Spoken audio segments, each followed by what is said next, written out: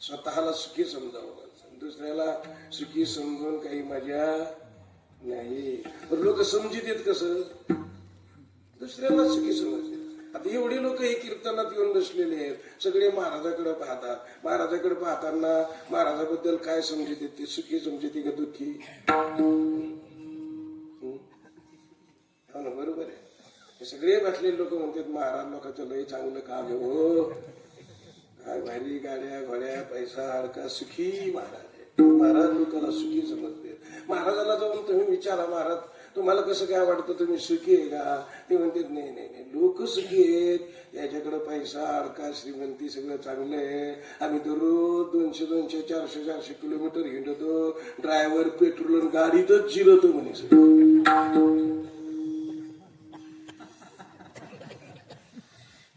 महाराज लोकांना सुखी समजतो आणि लोक महाराजाला सुखी समजत. आता घरी सुखी कोण आहे मग? महाराजच सुखी आहे, हे तर बरोबर आहे ना. पण ब्रह्मज्ञान झाल्यावर सुखी आहे का असं हिंडल्यावर? हे बरोबर आहे. विठाला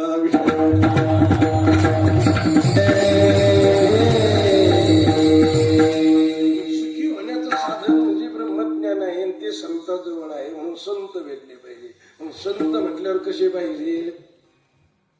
संत भेटल्यावर संत कसे पाहिजे? सुखी पाहिजेत का आपल्यासाठी रडके पाहिजे? संत कसे पाहिजे? सुखी पाहिजे. सुखी कसे राहतात? जास्त पैसे घेतल्यावर राहतात का पैसे नसल्यावर राहतात? वा, तुम्हाला चांगलं कळालेलं आहे. विठाला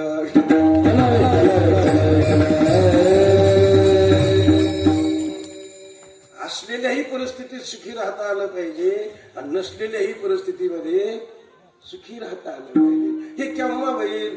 ज्ञानाचा उद्बोध असेल तरच होईल. म्हणून सुख दुःख समान सकळ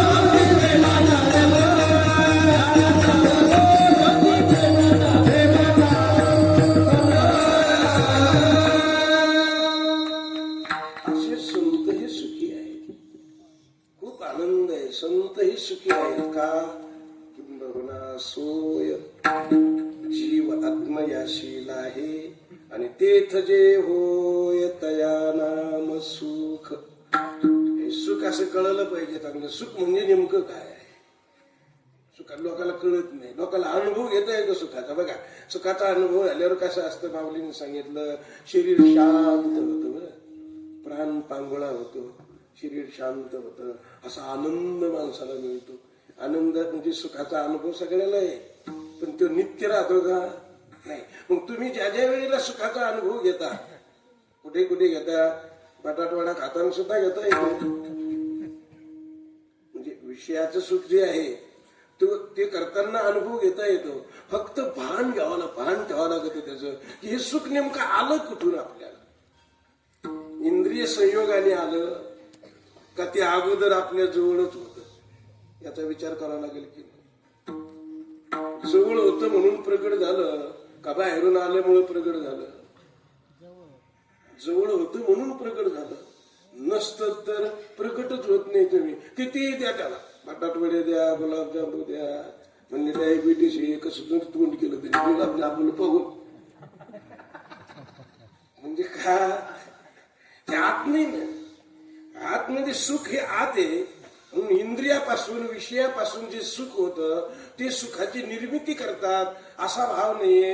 इंद्रिय संयोग झाला की सुख जे असतं ते आपलं निर्माण होतं, ते आपल्या जवळ आहे, ते आपलं सुख आहे. संतांनी यथार्थ जाणलेलं असल्यामुळे संत हे सुख आहेत. सुख म्हणजे संत आहेत. सुखाशिवाय संत काही वेगळे नाही. सुखावसे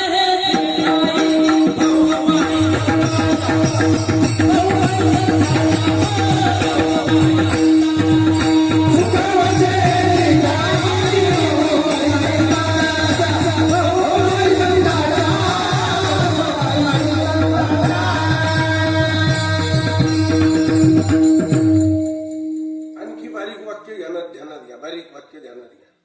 सुख संताजवळ आहे का संताचं स्वरूप सुख आहे? हा बरोबर, संताचं स्वरूप म्हणजे सुख आहे. सर्वाभूती सुखरूप ज्ञानोबा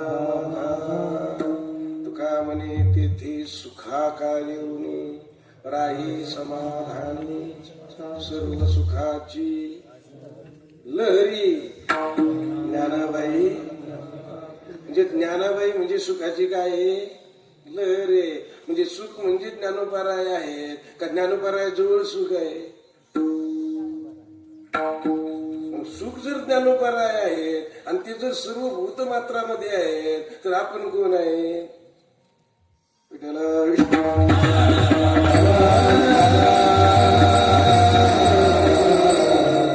सुख म्हणजे स्थूल देहामुळे होतं ते सुख आहे का? सूक्ष्म देहामुळे होतं ते सुख आहे का? कारण देहामुळे होतं ते सुख आहे का? महाकारणात गेल्यावर ते सुख आहे का? म्हणजे नेमकं सुख काय आहे?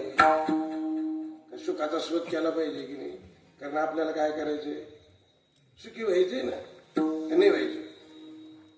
नसेल व्हायचं तर मग नका शोध करू. ज्यांना कोणाला सुखी व्हायचं असेल त्यांनी सुखाचा शोध केला पाहिजे. मग तुकोबारायांनी शोध केला, त्यांनी ठरवलं संत सुख आहे. आणि म्हणून त्यांनी त्या शरीराचा स्थूल धर्माचा शोध केला आणि स्थूल शरीराच्या माध्यमातून अभ्यास केला. संतांची भेट झाली. मग संतांचं जे स्थूल शरीर आहे ते सुख आहे का? ते सुख नाही. स्थूल शरीर हे सुख नाहीये. त्या स्थूल शरीरात ते सुख राहत असल्यामुळे त्याची ताकद स्थूल शरीरात आलेली आहे. विठ्ठल विठ्ठल. कारण त्याला जेवढं तुम्ही यथार्थ जाणाल तेवढा त्याचा प्रभाव पडतो. जर त्या सुखाला तुम्ही यथार्थ जाणलं तर तुमच्या शरीरावर ते सगळं उमटत चालतं. अंतरीचे धावे धरिता ही परी आवरेना. आत माणूस सुखी असेल तर बाहेरून सुखी दिसतो आणि आत दुःखी असेल तर बाहेरून दुःखी दिसतो. अंतरीचे धावे स्वभावे बाहेरी धरिता ही परी. आतलं जे राहतं ते झाकतच नाही बरं का, की ते झाकून टाकत. तुम्ही उदाहरण ऐकलेलं असेल यदा कदाचित. एक बाई होती, शेजारणीकडे गेली, गप्पा छप्पा मारल्या. म्हणजे आता उन्हाळ्याच्या दिवसात मला शेवाया करायच्या, त्याकडे चारीक पाहायला गहू आहे का म्हणे. शेजारनी विचारलं, ती म्हणे आई म्हणे माझ्या 4च पायऱ्या आहेत पण मला लागत येते, मला काही तुला देता येणार. पुन्हा गप्पा झाल्या ती म्हणली जाते म्हणे. आता दुपारचा टाइम होता, ही बाग होती, ही पुढे आली. वसरीत पाहिलं तिला एक गोणी दिसली. हात लावून पाहायला चापून म्हणली गव्हाची गोणीच आहे. असं चांगलं ध्यानात आलं. मागं पाहिलं ती जरा पाठीमागं होती. रस्त्यात चुकून पाहिलं गल्लीला कुत्रं नव्हतं, कुणीच नव्हतं. तिने असा अंदाज घेतला आणि त्याच्या काय मनात आलं की म्हणे मला देत नाही होय, उचलली गोणी घेऊनच गेली. काय तुला आवड का गोणी घेऊन गेल्यानंतर तुला सारखं वाटायला लागलं. कुठे कुचकुच होती का, कोणी काही म्हणतं का, कोणाचं नाव घेते का, माझ्या नाव घेते का, काही वाटा होतो का. तिच्या मनात बसलं गहू आणले मग ती गावावाली बाई जिच्या मालकीन ती दुसरी एक गल्लीतली रस्त्यात उभा राहिल्या, गप्पा आणायला लागल्या, आपल्या गावात सप्ताह आला, असं झालं तसं झालं. तेवढे तिघं उचवरणार तिथे आले. काय चाललं म्हणून तुमचं? म्हणजे आमचं सप्त्यात चाललंय, यंदा लय मोठ्याले महाराज येणार आहे. मला वाटलं गावाचं चाललं काय कोणी म्हणजे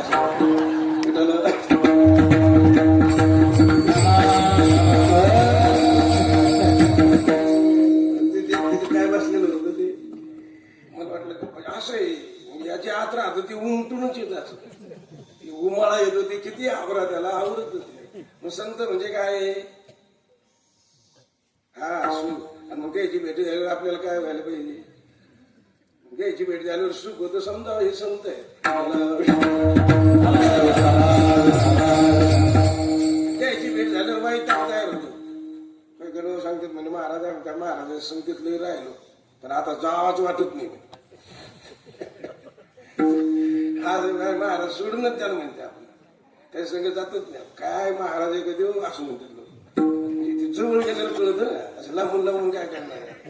आता मी एक दिवस आलो, एक जणाच्या घरी जेवलो, 2 तास कीर्तन केले, निघाले गुंडाळले गेले. काय जवळ गेल्यावर कळतं संत. मग गुरु करायचे ठरलं जवळ गेल्यावर करावा का एकदमच करावं? थोडा अगोदर जवळ जावा, अभ्यास करावा, साधना करावी, अधिकार आपला तयार व्हावा, तेव्हा योग्य माणसाची भेट आपल्याला होते. काही काही माणसाला योग्य माणसाची भेटच होत नाही. काही काही माणसाचा स्वभाव भानकुदळा राहतो, ते कुठे गेलं त्याला भांडणारच भेटी देत. काही काही माणसाचा स्वभाव शांत राहतो, ते कुठेही जाऊ द्या त्याला कोणी भांडतच नाही. हे सगळे अनुभव आहेत आपल्या याच्यावर येते, सगळं आपल्यावर बरं का. मग आपण जर सुखी झालो तर आपल्याला सुखी समाज दिसेल की नाही? नक्कीच सुखी समाज दिसेल. आणि आपणच दुःखी असलं, वैतागलेलं असलं, त्याला काही सुख आहे कुठं? ते कीर्तनात बसू द्या, ते सगळ्या कुत्र्यासारखं एकूण तिकडं म्हणजे त्याला सुखच कुठं वाटत नाही.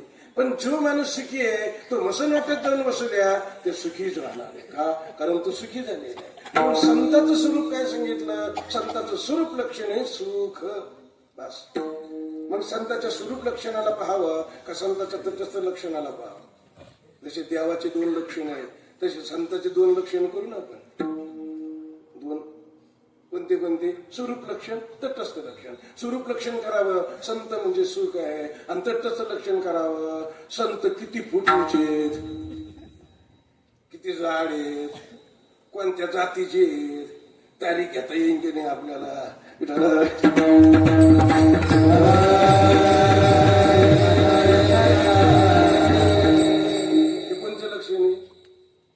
तटस्थ लक्षण आहे. हे कधी राहते कधी नसेल. संत कोणत्या जातीत राहील? यातायाती धर्म नाही विष्णू असा. पण काय अवघड आहे. आपण जर त्या विचाराने संताकडे नाही गेलो तर आपण स्वरूप लक्षणाने संतापर्यंत नाही पोहोचलो तर आपल्याला संतांची यथार्थ अनुभूती येणार नाही. म्हणून संत म्हणजे सुख, एवढं ध्यानात ठेवा चांगलं. ते चालते ज्ञानाचे बिंब, दयाचे अवयवते, वा सुखाचे कुंभ.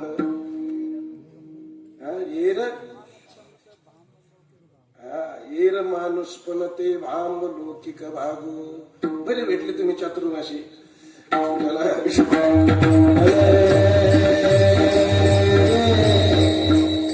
काही नाही काही फायदा होतो की नाही चातुर्मासात राहून.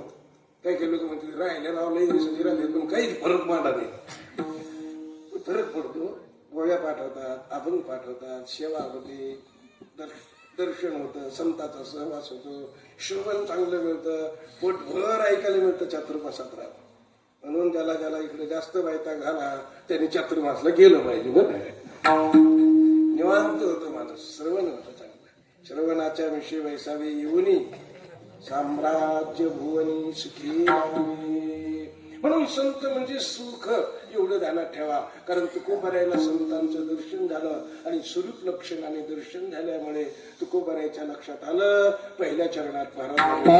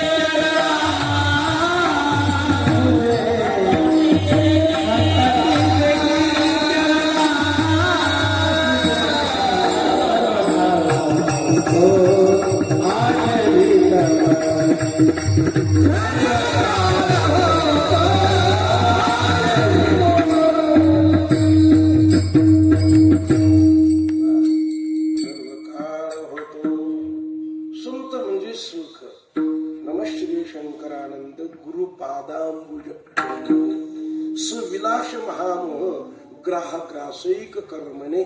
अशा पद्धतीचे श्री गुरुचे पादपंकज म्हणजे पदपंकज एवढी निर्मळ आणि मस्त आहेत. त्याचं दर्शन जर आपल्याला झालं तर महामोहाचा ग्रास होतो, महामोह संपून जातो.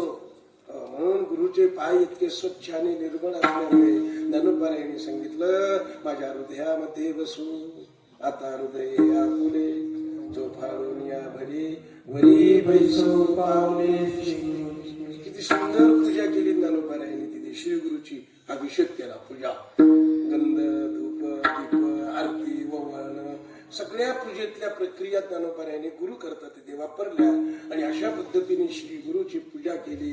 हृदयात बसवावे श्री गुरुचे पाय. आणि ज्यांनी हृदयामध्ये श्री गुरुचे पाय ठेवले ते सुखी झाले. कारण त्यांचे पाऊल म्हणजे त्यांचं स्वरूप हे सुख आहे. आणि सुख असल्यामुळे महाराजांनी सांगितलं, आम्हाला सुख कुठं पाहायला मिळालं, संतांची देखिले चरणांबुजे. म्हणून संतांचं दर्शन झालं म्हणून आम्ही सुखी झालो, जीवन पूर्ण झालं. एकदा मोठ्या प्रेमाने विठोबा रुक्माई महामंत्राचा घोष करू, हाताने टाळी मुखाने नामस्मरण, अंतकरणामध्ये भगवंताचं ध्यान करूया. ध्यानपूर्वक भजन करू.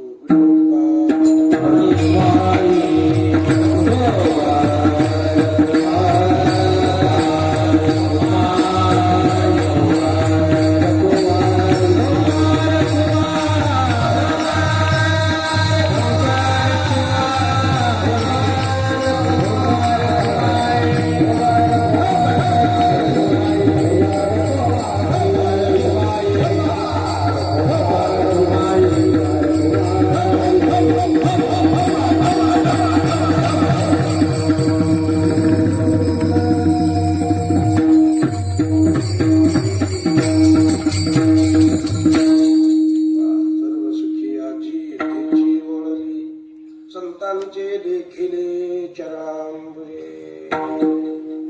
सुख नावाची वस्तू सगळ्याच्या अनुभवाची मी सांगून गेलो अगोदरच. संत सुखरूप आहेत. तुम्ही पहिला दिवस होता रात्री अभंग ऐकला, आपुला तो एक आणि ते विन जीवा. काही लोक म्हणतील महाराज आजच्या महाराजांनी सांगितलं देव सुखरूप आहे आणि आजच्या महाराजांनी सांगितलं संत सुखरूप आहे. इथंच मोठा घोटाळा झाला की नाही, शंका आली की नाही. आता एक लक्षात घेऊन चला, मी तुम्हाला अनेक वेळा सांगू राहिलो, सुख म्हणजे एकच आहे. सुख म्हणजे एकच आहे. आता इकडे संत देव हे दोन अगदी स्पष्ट आहेत, है की नाही. सुखाचं स्वरूप. पण मी तुम्हाला 5 विषय सांगितले, शब्द स्पर्श रूप रस आणि गंध. या 5 विषयाच्या द्वारे सुद्धा काय मिळतं माणसाला, सुख मिळतं. आता लक्षात घ्या, तुम्हाला चांगलं कीर्तन ऐकायला मिळालं, एखादा मनपसंत विनोद ऐकायला मिळाला, बुद्धीला मनाला तो चांगला पटला आणि त्याच्यापासून काय झालं, सुख झालं. बरोबर. कीर्तनाच्या अगोदर पंगत होती, आमटी लई भारी झाली होती, तेव्हा काही मिळालं, सुखच मिळालं, आनंद वाटला, सुख मिळालं. चांगलं ऐकायला मिळालं, सुख मिळालं. चांगलं खायला मिळालं, सुख मिळालं. अत्तरचा वास घेतला, सुख मिळालं. हे सगळे विषय आणि या 5 विषयाच्या द्वारे सुखच मिळालं. संतही सुखच आहे आणि देव सुद्धा सुखच आहे. म्हणजे सुख लय मोठे झाले, सुखाचे साधन लय मोठे झाले, साधन जास्त झाले. माऊलीने सांगितलं की नाही ज्ञानेश्वरी, तुम्ही जर माझी ज्ञानेश्वरी ऐकली तर तुम्ही कसे व्हाल, सुखी व्हाल. तरी अवधान एक वेळ दिजे आणि मग सर्व सुखाशी हे नंतर माझी उघड आहे का. श्रवणाच्या मिशे बैसा येऊनी आणि साम्राज्य भुवनी. म्हणजे ज्ञानेश्वरीचं श्रवण मनन चिंतन करणं हे सुद्धा सुखाचं साधन आहे. तुकोबारायांनी साधू संतांनी सांगितलं, तुम्हाला सुखी व्हायचंय का, उठा आणि पंढरीला जा, मग तू अवघाची होशी.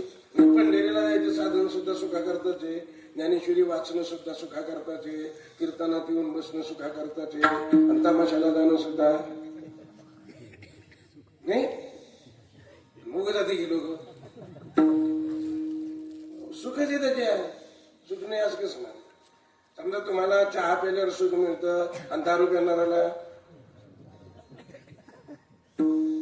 हसू नका, हसू नका, हसू नका, हसायचं नाही. दारू प्यायल्यावर काय होतं,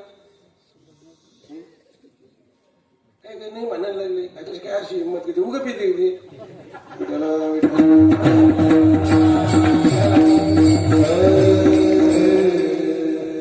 दारू प्यायल्यावर सुख होतं म्हणूनच पिते ना ती. पण आपला विषय काय चालला, सुख होतं दारू पेल्यावर.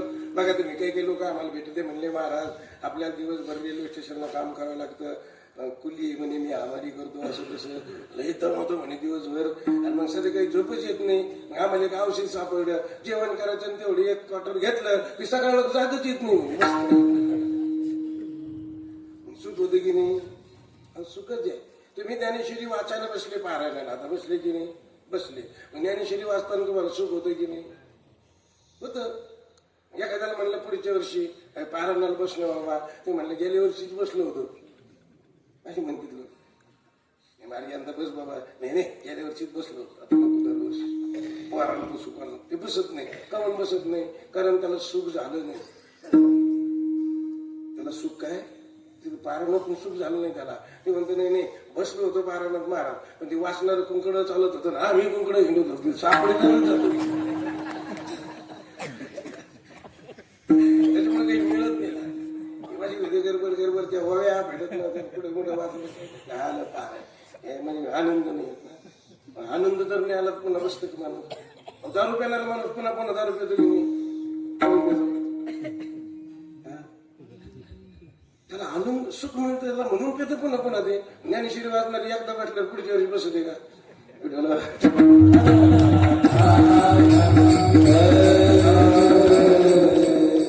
बसत नाही. नाही ताण 3 तास बसायला का बसत नाही. मनुष्य तीच क्रिया पुन्हा का करीत नाही, का करतो. सुख झालं तर करतो ना, आणि सुख नाही झालं तर करीत नाही. कुत्रे असतात की नाही, असे हिंडत गेले तिकडं तिकडं. एखाद्या घरापाशी त्याला जर पुन्हा पुन्हा काही खायला भेटलं तर तिकडे जाते की नाही ते. आता पैठणला कावळेच राहिले नाही, पण काही काही गाव आहेत खाटकाची, तिथं पाहतो कावळेच कावळे.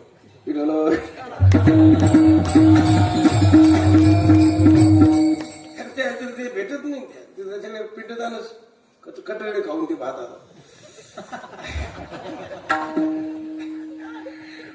रावलीन सांगितलं की कावळ्याचा सुकाळू झाला, ते वाढीला दोषाची नाही. असे अनेक लोक आहेत, त्याला तिथं काही सुख होत नाही. आपला विषय चालला, सुख जर नाही झालं तर ती क्रिया करण्याची पुन्हा प्रवृत्ती होती, ती पुन्हा करावं वाटत नाही. मग कोणतीही क्रिया माणसं करतात, सुख होतं म्हणून, बरं वाटतं म्हणूनच करते की नाही. आता कीर्तन झालं, थोडी थंडी वाजत होती, मस्त गरम गरम चहा आणला कार्यकर्ते, म्हणजे चहा घेतल्याशी जाऊ नका. गावातले सुद्धा हल्ली नाहीत म्हणत होतो. पाहुण्याचं नाव राहतं की पाहुणे मंडळींनी चहा घेऊन असं म्हटलं जातं. पण चहाची किती टेस्ट आहे आता गाण्यात. पुन्हा आपला विषय चालला की त्याच्यापासून सुख झालं की ती क्रिया माणूस पुन्हा पुन्हा करीत राहतो.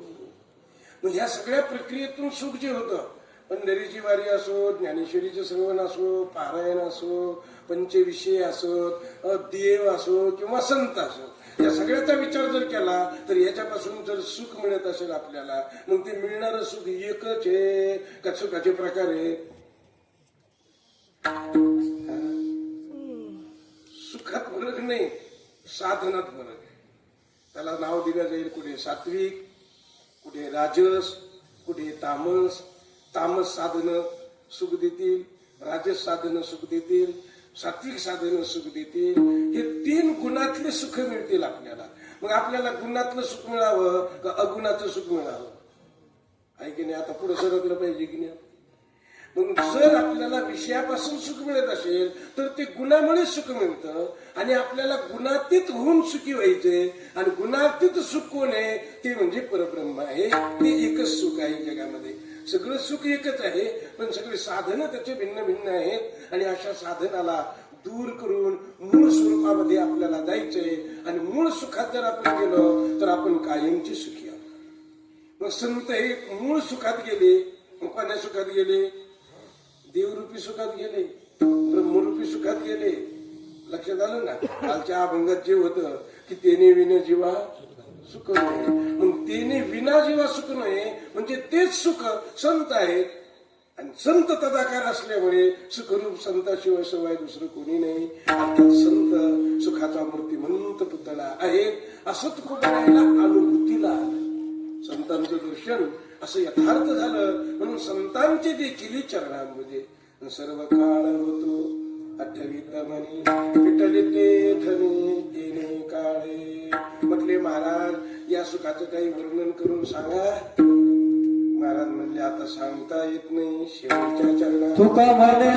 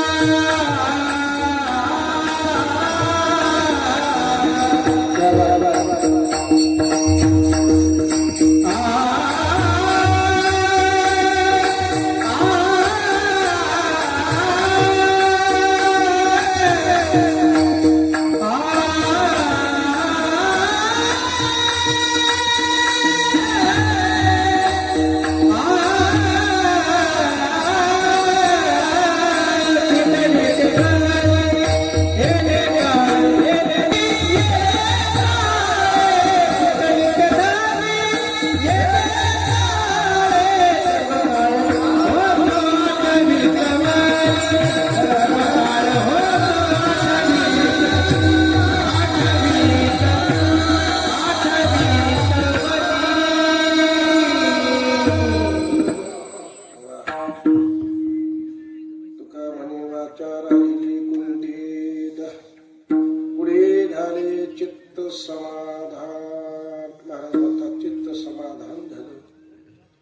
वाचा कुंठित झाली, बोलायला शिल्लक राहिली. समाधान शब्द लय सुंदर आहे. बऱ्याच वेळेला माणसाची वाचा कुंठित होते पण समाधान बिघडलेलं राहतं. बोलता येत नाही, राग आलेला राहतो. काही गोष्टी पाहायला भेटतात एखाद्या माणसाला, बोलता येत नाही पण समाधान असतं का? समाधान. काही गोष्टी व्यवहारात बोलता येत नाही पण समाधान ठेवीत नाही. पण ही एक सुख नावाची वस्तू अशी आहे, संत दर्शन असं आहे, एकदा ते सुख झाल्यानंतर त्याचं परिणामी फल इतकं सुंदर आहे, समाधान. संतांचं दर्शन म्हणजे समाधान. जीवनात समाधान मिळालं पाहिजे. बोलण्यात गोष्ट येण्याकरता 6 गोष्टीची गरज आहे. गोष्ट बोलायची ठरली तर ज्ञानोपारायणे 6 गोष्टी सांगितल्या आणि योगशास्त्राने 4 सांगितलेल्या त्यातच अंतर्गत 4 आहेत त्या, पण माऊलीने 2 वाढवल्या. नाम रूप संबंध, जाती क्रिया आणि भेद, आकाराशी प्रवाद, वस्तूशी. किती सोपं आहे. आकारवान वस्तू आहे त्याच्याकरता बोलणं आहे, प्रवाद आहे, वाद करता बोलता येईल. पण जी अव्यक्त वस्तू आहे, निर्गुण निराकार आहे, असं एक मस्त समाधान आहे, सुख, त्याचा अनुभव आहे, तो मात्र बोलता येत नाही. का? कारण तिथे नाम रूप संबंध जाती क्रिया आणि भेद या गोष्टी शिल्लक राहत नाही. याचं विश्लेषण करायचं ठरलं आणखी चिंतन करता येतं प्रत्येक शब्दाशी अनुसरून. पण अशा पद्धतीने बोलण्याकरता एवढ्या गोष्टी लागतात. निर्गुण निराकार परमात्मा सुख जे आहे ते बोलता येत नाही, त्याचा फक्त अनुभव घेतला जातो आणि म्हणून ते बोलता येत नाही. त्या सुखाला शब्द कधी कधी आनंद असेल, कधी कधी प्रेम असेल. प्रेमने बोलिता दाविता करिता आणि अनुभव चित्ता चित्ताने. आनंदाचे डोही आनंद तरंग, आनंदाची आनंदाची. म्हणजे शब्द भिन्नता दिसेल आपल्याला ती, पण त्याची एक वाक्यता आहे. अर्थात ते सुख बोलण्याच्या पलीकडचं आहे. स्वतः त्याचा अनुभव घेतला जातो आणि स्वतः त्या आनंदात राहता येतो. लोकांना तो मनुष्य सुखी दिसेल, दुःखी दिसेल. लोकांना लोक म्हणतील काय माणूस आहे बाबा, अंगावर कपडा नाही, पण तो मात्र तिथे जाऊन पोहोचलेला असला तर तो मात्र सुखी असतो. कपडा अंगावर नसला तरी तो सुखी असू शकतो. की ते सुखाचं वर्णन शब्दाने करताच येत नाहीये. बाह्य लक्षणावर ते बिलकुल अवलंबून नाही. म्हणून चित्त ते महासुखात पोहोचल्यानंतर बाकीच्या गोष्टी व्यवहारातल्या तिथे कोणतीच काम करीत नाहीये. म्हणून संत म्हटलं की सुखी आहेत, सर्व सुखाला ते सर्व सुखरूप आहेत. या दृष्टीने आजच्या अभंगाचे मी आपल्या पुढे चिंतन करीत आलो. म्हणून तुका म्हणे वाचा राहिली कुंठित आणि पुढे झाले चित्त समाधान. सर्व काळ होतो आठवित म्हणे पिटले ते धनी येणे काळे. वृत्ती प्रभाकर सांगतात, ज्ञानेश्वरी गाथा भागवताचं चिंतन विद्यार्थ्याला सांगतात. त्याचं चिंतन जिवंत राहतं बरोबर. आणि त्याच्या जिवंत लोकांचं चिंतन आलं की झऱ्यासारखं राहतं. हे झऱ्याचं ज्ञान असतं. हे जे पाठ सांगणारी मंडळी आहेत त्यांच्याकडे झऱ्यासारखं ज्ञान असतं. अगदी स्वच्छ आणि निर्मळ धरा, नवीन नित्तळ पाणी असतं. गुरुवर्य विठ्ठल महाराज गुले माझे गुरुवर्य सांगत राहायचे पाठामध्ये की माणसाला झऱ्यासारखं ज्ञान प्राप्त व्हावं का पाण्याच्या टाकीसारखं प्राप्त व्हावं. टाकीतलं पाणी काय ते सडत आहे, घाण होतं, संपत, चढलेलं राहतं.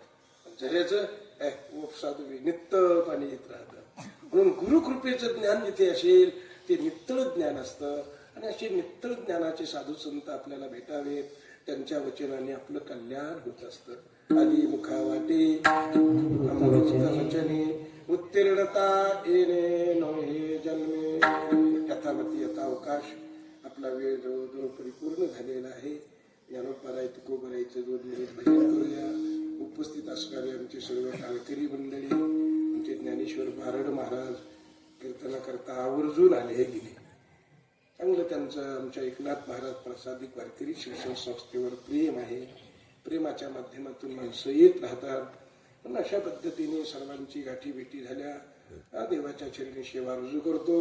बोलण्याला पूर्ण ज्ञान देतो. किंबहुना सर्व सुखी पूर्ण हो नीती लोकी भजी जो आदि पुरुषे ज्ञानेश्वर